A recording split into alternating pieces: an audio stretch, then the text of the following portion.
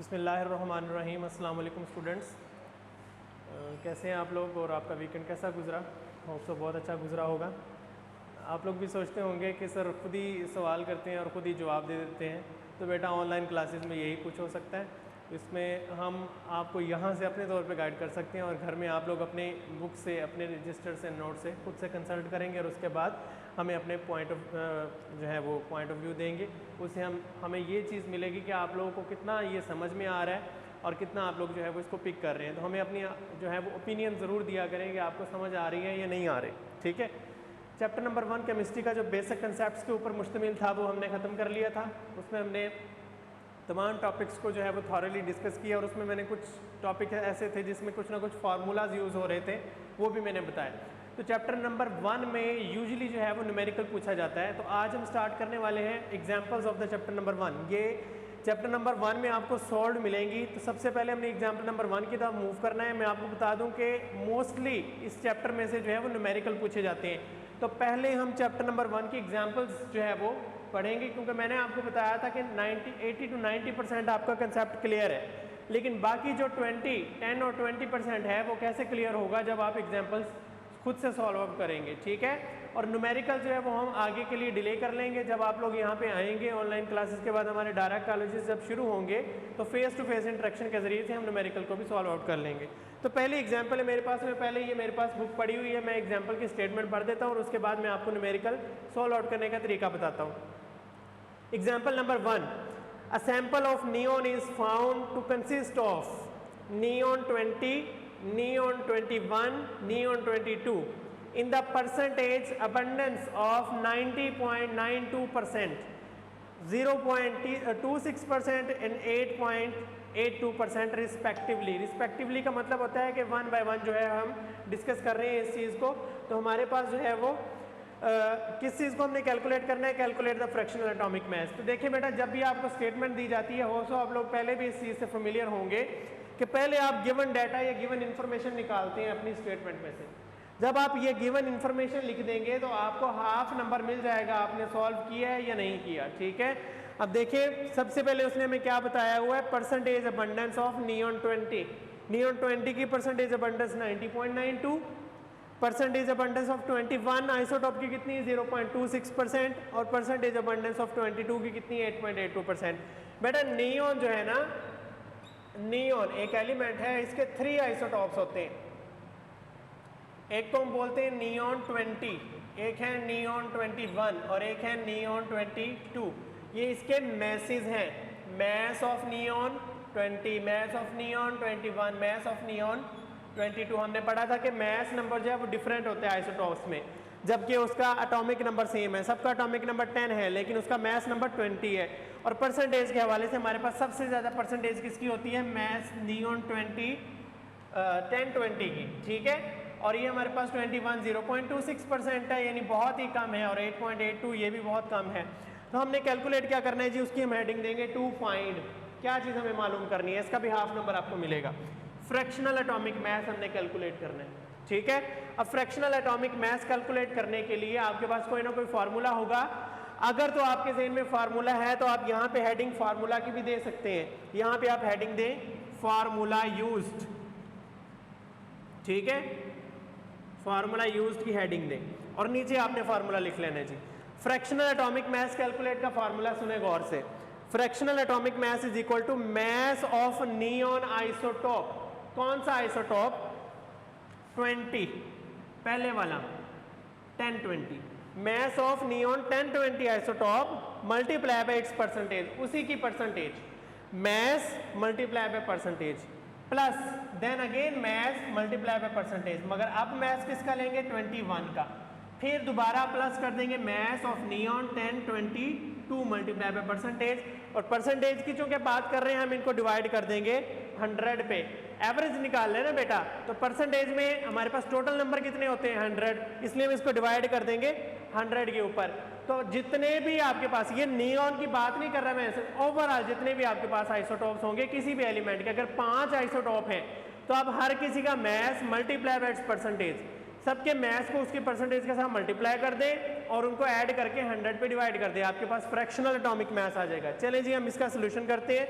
ये हमारे पास to solve है या इसका सोल्यूशन है। फ्रैक्शनल एटॉमिक मास जी, मास ऑफ नियॉन 20, कितना मास है जी 20, multiply by percentage 90.92%, then 21 multiply by 0.26%, 22 multiply by 8.82%, divide कर दिया हमने 100 पे, तो हमारे पास आंसर आ जाएगी 20.18 AMU। AMU means atomic mass unit. तो ये हमारे पास क्या है, fractional atomic mass of neon.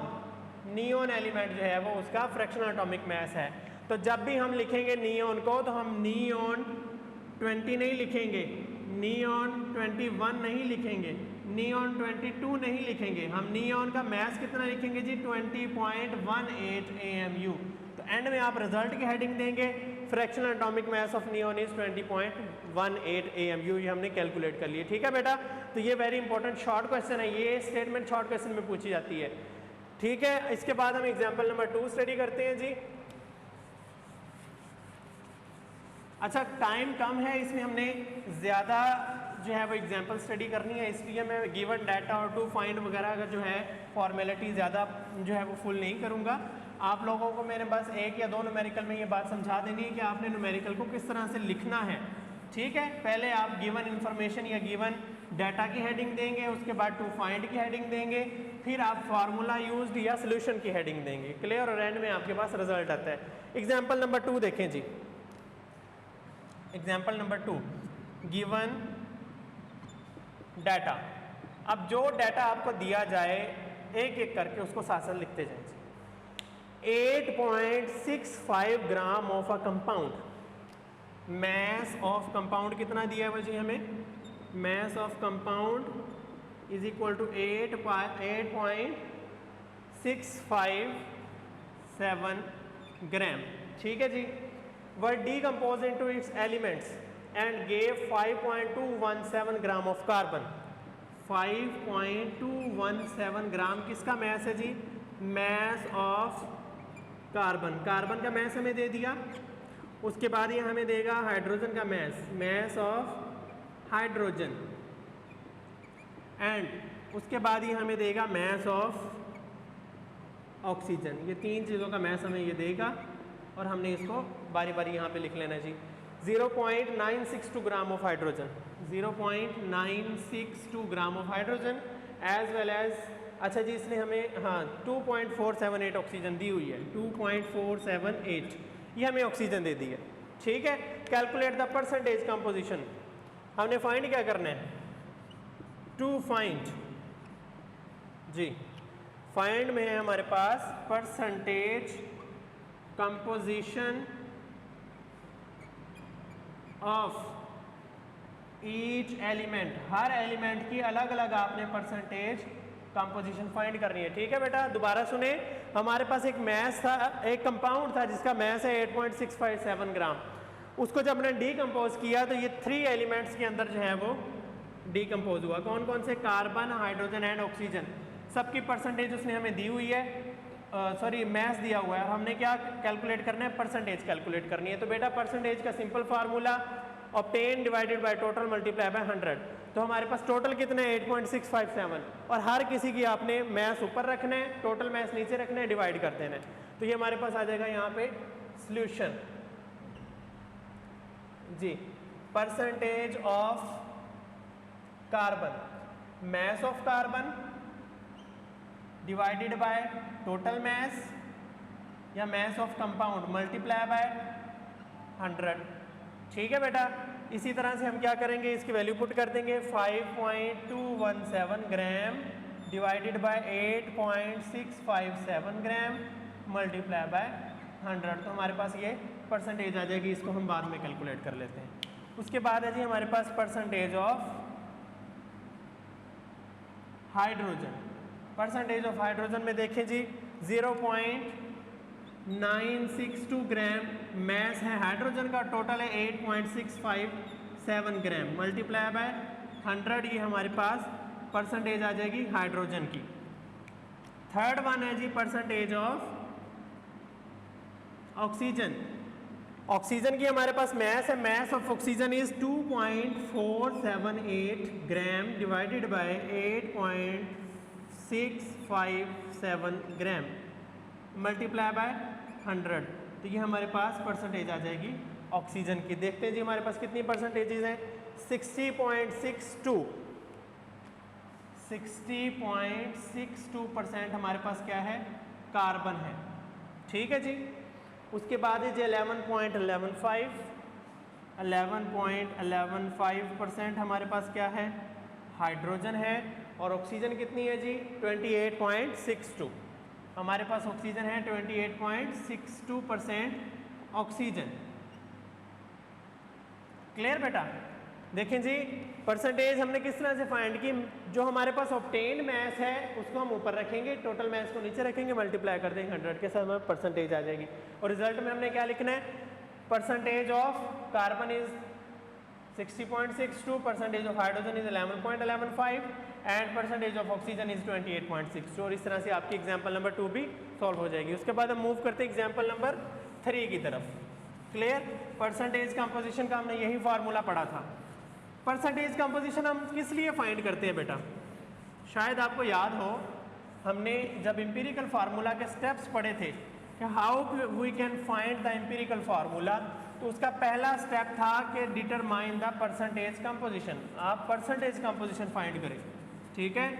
Second step था determine the number of gram atoms, gram atoms find करने हैं। थर्ड स्टेप था डिटरमाइन द एटॉमिक रेशो। और फोर्थ था कि simplify the whole number ratio. ठीक है। ये चारों स्टेप हमने ये एग्जाम्पल नंबर 3 के अंदर जो है वो यूज करने हैं। एग्जाम्पल नंबर 3 पे आ जाएं जी। Ascorbic acid, we are going to discuss example number 3। हमारे पास है जी एस्कॉर्बिक एसिड, इसको हम vitamin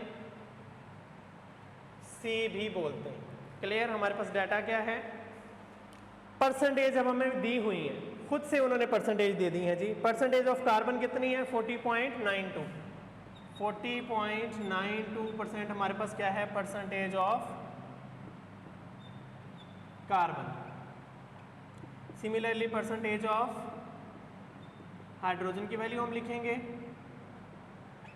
and percentage of oxygen की वैल्यू भी हम यहाँ पे पुट कर देते हैं। तो हमारे पास कितनी परसेंट है जी, परसेंटेज ऑफ हाइड्रोजन है 4.58 and 54.5%। What is the empirical formula of the ascorbic acid, हमने फाइंड क्या करना है, एम्पिरिकल फार्मूला। ठीक है बेटा। अभी जो मैंने आपको 4 स्टेप बताए थे वो जहन में लेके आए और उन्हीं के थ्रू ये अपना न्यूमेरिकल सॉल्व करते थे। ठीक है जी। ये है हमारा गिवन डाटा, ये टू फाइंड, और यहां से हम स्टार्ट कर लेते हैं इसका सॉल्यूशन। पहला स्टेप क्या था एम्पिरिकल फार्मूला का, डिटरमाइन द परसेंटेज कंपोजिशन। ठीक है। तो परसेंटेज कंपोजिशन हमें खुद दी हुई है, ये स्टेप हमारा ऑलरेडी सॉल्व है। सेकंड नंबर पे था determine number of gram atoms, आपने number of gram atoms find करने हैं। तो ले जी नंबर ऑफ ग्राम एटम्स हम कैसे फाइंड करते हैं, आपके पास जो परसेंटेज दी हुई है इसको इसके एटॉमिक मास के ऊपर जो है वो डिवाइड कर दें। तो हम कैसे कैलकुलेट करेंगे, number of gram atoms of carbon जी कितनी परसेंटेज है, 40.92 डिवाइडेड बाय 12.0।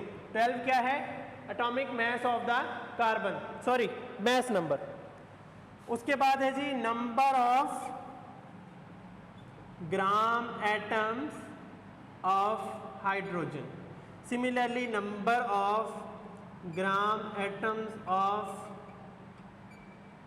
ऑक्सीजन। देखें जी हाइड्रोजन का एटॉमिक में जो एक आपके पास हाइड्रोजन होती है एटम, उसका आपके पास मास होता है 1.008 और इसी तरह ऑक्सीजन का होता है 16। अब इनकी परसेंटेज ऊपर पुट कर दें 4.58% एंड 54.5%। ये हमारे पास नंबर ऑफ ग्राम एटम्स आ जाएंगे। देखिए जी हमारे पास कितनी वैल्यूज आती हैं 3.41, 4.54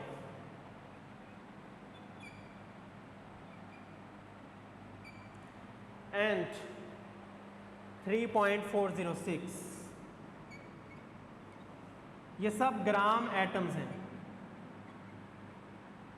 इनका यूनिट क्या होगा ग्राम एटम्स।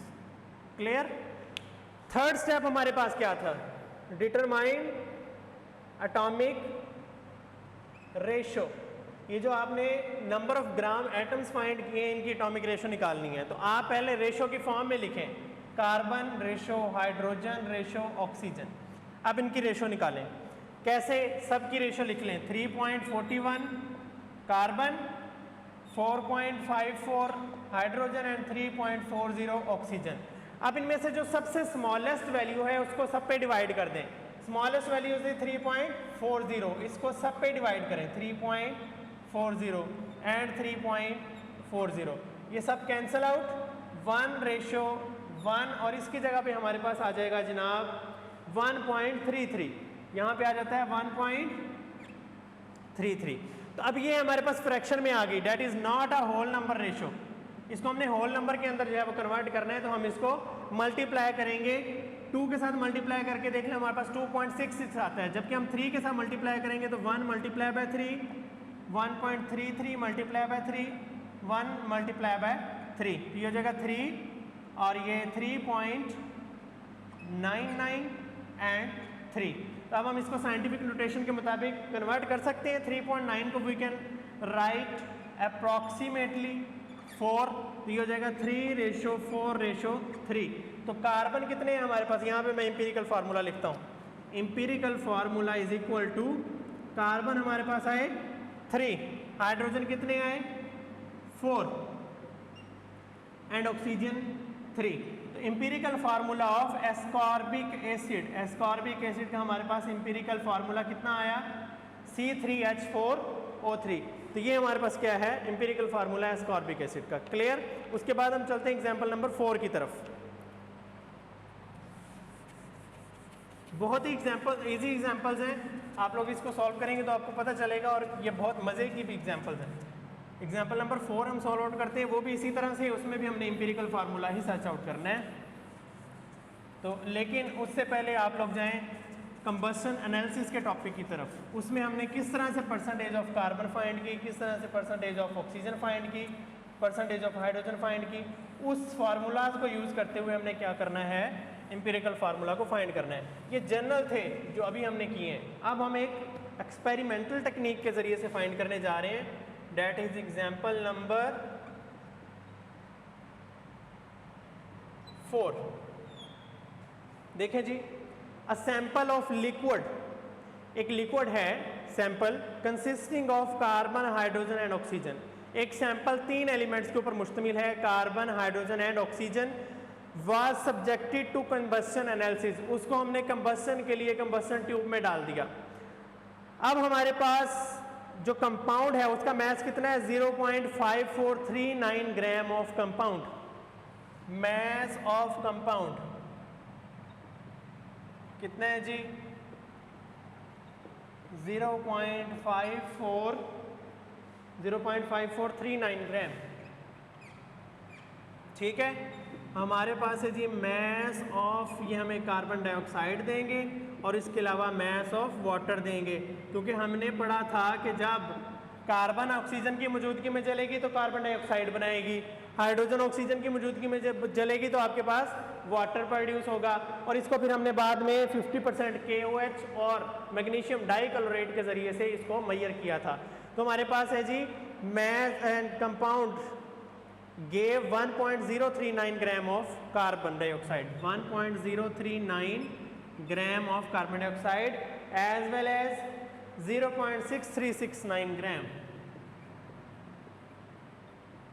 हमारे पास क्या है वाटर है। Determine the empirical formula of the compound, हमने फाइंड क्या करना है जी empirical formula, find the empirical formula. अच्छा, अब कंबशन एनालिसिस में हमने फार्मूले कौन कौन से पढ़े थे? नहीं जी, मैं यहाँ पे लिख देता हूँ परसेंटेज ऑफ कार्बन के लिए मैंने फॉर्मूला पढ़ा था। कार्बन हम किस में से कैलकुलेट कर रहे हैं? कार्बन डाइऑक्साइड में से। तो मास of carbon dioxide divided by mass of compound, दोनों ही गिवन है, मल्टीप्लाई बाय हम फाइंड क्या कर रहे हैं? कार्बन उसका मास है 12 और कार्बन डाइऑक्साइड का मास कितना होता है? 44 gram, multiply by 100। Clear? Mass of carbon dioxide कितने हैं? 1.039 gram. Mass of compound is 0.5439 gram, multiply by 12 by 44 multiply by 100। तो हमारे पास परसेंटेज ऑफ कार्बन जो है वो यहाँ पे आ जाएगी। उसके बाद परसेंटेज ऑफ हाइड्रोजन देखें जी। मास ऑफ वाटर, हाइड्रोजन हम किस में से कैलकुलेट कर रहे हैं? वाटर में से। Mass of water divided by mass of compound. ठीक है बेटा, जब ये एग्जांपल आप सॉल्व कर रहे हैं तो आपकी बुक आपके पास होनी चाहिए, फिर आप ये जो है वो लेक्चर देखेंगे तब आपको इसकी समझ आएगी। हाँ जी, हाइड्रोजन का हमारे पास मास कितना होता है? 2.016 डिवाइडेड बाय 18 ग्राम हमारे पास क्या है? वाटर है, multiply by 100। Mass of water is 0.6369 gram divided by 0.5439 gram is the mass of compound, multiply bye 2.016 divided by 18 multiply by 100। Clear? अच्छा, यहाँ पे जब हम इसको सॉल्व आउट करेंगे तो हमारे पास वैल्यूज आ जाती हैं जी 50.108, 52.108% हमारे पास कार्बन है। उसके बाद है जी हमारे पास 13.11% हाइड्रोजन। अब हमने ऑक्सीजन को कैसे फाइंड करना है जी? Percentage of oxygen is equal to 100 total होती है minus percentage of carbon plus percentage of hydrogen. 100 minus percentage of carbon is 52.108 plus 13.11। 100 minus ये आपके पास जितनी आएगी इसको हम कैलकुलेट करते हैं जी 34.77 परसेंटेज हमारे पास ऑक्सीजन की आ गई। अब हमने number of gram atoms find करने हैं, तो यहाँ पे मैं कर देता हूँ gram atoms of carbon, gram atoms of hydrogen and gram atoms of oxygen divided by 12 divided by 1.008 divided by 16। कितनी परसेंटेज है जी? 52.108 एंड हाइड्रोजन की 13.11 और यहाँ पे ऑक्सीजन की 34.77। यहाँ पे हमारे पास नंबर ऑफ ग्राम एटम्स आ जाएंगे जी 4.34, 12.13 एज वेल एज ऑक्सीजन के हैं 2.17। अब आपने क्या करना है? ग्राम एटम्स निकालनी है, रेशो निकालनी है। कार्बन, सॉरी इससे लिख देता हूँ ताकि आपको सही तरह से नजर आए। Carbon ratio, hydrogen ratio, oxygen, और इनकी रेशो कितनी है? Carbon is 4.34 and 12.13 ratio 2.17। 2.17 पे डिवाइड कर दें because that is the smallest value, और इसी तरह से 2.17 ये हो जाएगा 1:6 और ये हमारे पास कार्बन 2 आएगा 2:6:1। तो इंपीरिकल फार्मूला क्या हुआ? Empirical formula is equal to carbon कितनी है 2, C2H6 एंड ऑक्सीजन 1। तो हम ये लिखेंगे नहीं, C2H6O हमारे पास क्या है? Empirical formula of the that compound which was subjected to the combustion analysis. तो ये आज हमने एग्जाम्पल 4 एग्जाम्पल जो है वो कर ली हैं, कल हम इससे नेक्स्ट स्टार्ट करेंगे। तो आप लोगों ने इन एग्जाम्पल्स को जो सोल्व आउट करना है अपने घर में, और उसके बाद आपको अगर इसमें कोई प्रॉब्लम हो तो आप अपने गूगल क्लासरूम के ज़रिए से हमें इन्फॉर्म कर सकते हैं। तो जो चीज़ आपको समझ में नहीं आएगी वो हम यहाँ पे दोबारा डिस्कस कर लेंगे। ठीक है बेटा, तो नेक्स्ट लेक्चर्स तक के लिए मुझे इजाज़त दीजिए। अल्लाह हाफिज़।